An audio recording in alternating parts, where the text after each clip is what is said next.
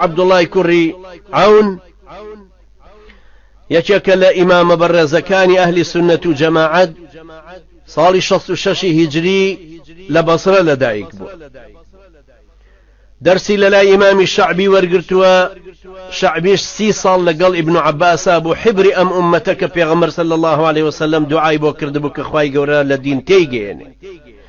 سەیری علمی پێغەمبەر صلی الله عليه وسلم دێتە لای ئیبن عەباس و ئەویشەی هێنە بۆ شەعبی و شەعبیش گەیاندوێتی بە عەبدوڵای کوڕی عەون. مامۆستایەکی تری عەبدوڵای کوڕی عەون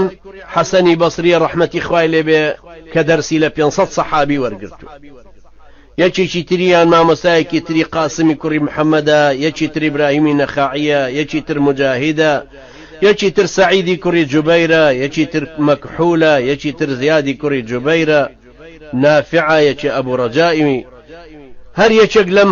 لەم یاوەرە بەڕێزانە یان لەم تابعینە بەڕێزانە مامۆستایەتیان هەیە، فەزلی مامۆستایەتیان هەبوو لە تەربیەتی عەبدوڵای کوڕی عەونە. بەڵام عەبدوڵای کوڕی عەونیش سەیری کەن چۆن بۆتەوە بە مامۆستای یەکێکی وەکو سفیانی ثەوری، عەبدوڵای کوڕی مبارەک، مەعازی کوڕی مەعاز، عەبادی کوڕی عەوام. ئەمانەش هەمووی تەلەبەی ئەم پیاوە بەڕێزە بوون. سەدانی تری وەکو یەزیدی کوڕی هارون، 50 سەدان هەزارانی تری وەکو ئەسمەعی و بەکاری کوڕی محەممەدی سیرینی. ئەم پیاوە بەڕێزەی کە زیاد لە سەنەدی 6000 حەدیثە ناوی عەبدوڵای کوڕی عەون هەیە، یعنی لایەنی کەم لە 6000 حەدیثە کە لە سەنەدیا هەیە ئەم ڕیوایەتی کردو و گەیاندوێتیەوە. ئەم پیاوە گەورەیە ئیبراهیمی کوڕی ڕۆستەم لە خارجی کوڕی مصعبەوە ئەجێڕێتەوە ئەفەرمێ، خارجە ئەفەرمێ 20 دانە ساڵی ڕەبەق لەگەڵ عەبدوڵای کوڕی عەونا بووم، بەخوا قەسەم شتێکم لێ نەبیست باوەڕ ناکەم مەلائیکەت گوناحێکی لەسەر نووسی بێ. 20 دانە ساڵە لێ لە خزمەتیا بووم وا نازانم مەلائیکەت شتێکی لەسەری نووسی بێ. غەیبەتێ، قسەیەکی ناشیرین، حرامێک، ڕەفتارێکی خراپ، ناشەرعیەک. 20 ساڵ. عەبدوڵای کوڕی مبارەکە فەرمێ ما رأيت مصليا مثل ابن عون، نوێش خوێنم نەبینیوە وەکو ئیبن عون. ڕۆحی کوڕی عیبادە فەرمێ ما رأيت أعبد من ابن عون، لەوم خواپەرستر نەدیوە. جارێک دایکی بانگی کرد لە شتێکە ڕەیان یەک نەبوو، ئەوتی وامەوێ و ئەوتی وامەوێ. عەبدوڵای کوڕی عەون دەنگی بەرز کردەوە بەسەر دایکە، کە دەنگی بەسەر دەنگی دایکە بەرز کردەوە زۆر پەشیمان بووە. دوایی داوای لێبوردنی لێ کرد و دەستی ماچ کرد و دوورکان نوێژی کرد. پاشان بۆ سبەینێ بەو عومرەی خۆیەوە بەو عیلمەوە ڕۆی بۆ کرێکاری، ڕۆیش بۆ ئیشکردن هەتاوەکو پارەی 2 کۆیلەی کۆ کردەوە 2 کۆیلەی ئازاد کرد لەبەر خاترەوەی کە دەنگی بەسەر دەنگی دایکە بەرز کردبوو، بۆی خوای گەورە لێی نەگرێ. سەیری ئەم تربیەتێکەن و سەیری ئەو تربیەتی عەلمانیەتەکەن چۆن کابرا دایکی ئەداتە بەرشەق لەبەرەوەی بڕوا سواڵی پێ بکە. عوسمانی کوڕی سەعیدە فەرمێ لە یەحیای کوڕی مەعینم پرسی، یەحیای کوڕی مەعینیش مامۆستای ئەحمەد بن حەمبەلە ڕەحمەتی خوایان لێ، لێم پرسی وتم ئیبن عەون چۆن بووە؟ فەرمووی هو في كل شيء ثقة، لە هەموو شتێکا متمانە پێکراوە، لە هەموو شتێکا ئەوەندە خاوەنی دینە، خاوەنی عیلمە، خاوەنی زەکاتە، خاوەنی عیبادەتە، لە هەموو شتێکا لە پێشەوەی.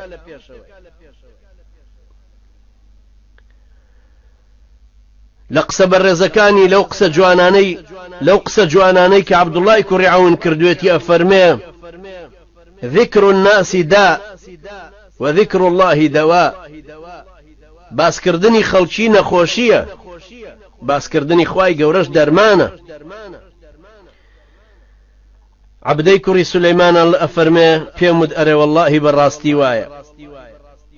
فالعجب منا ومن جهلنا، بەڵام بەخوا شتێکی سەیرە کە ئێمە ئەوەندە جاهلین،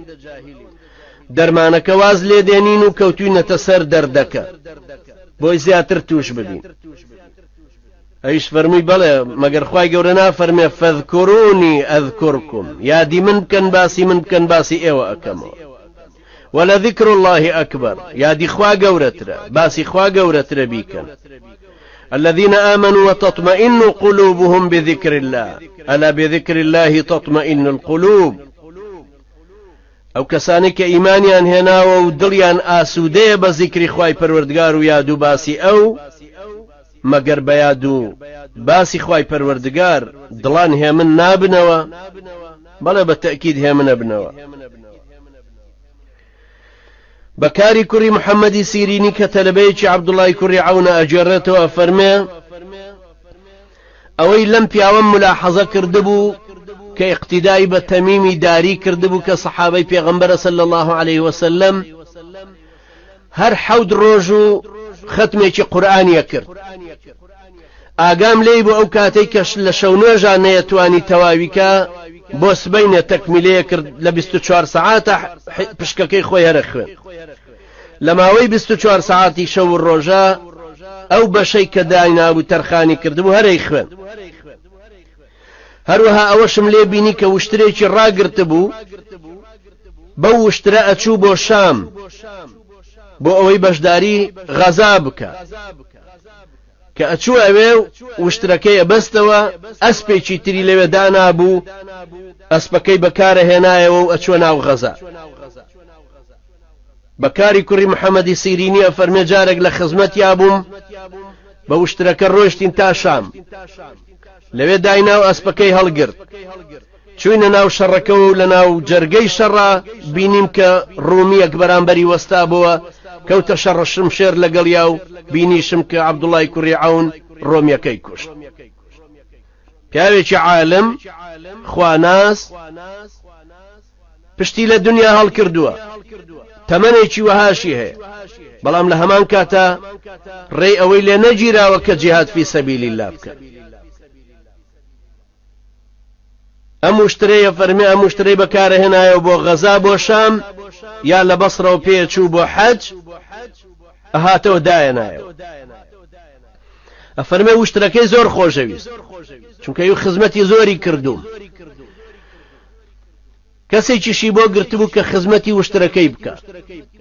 ڕۆژێک ئەو کەسەکە کۆیلە بوو عەزێتی وشترەکەی دابوو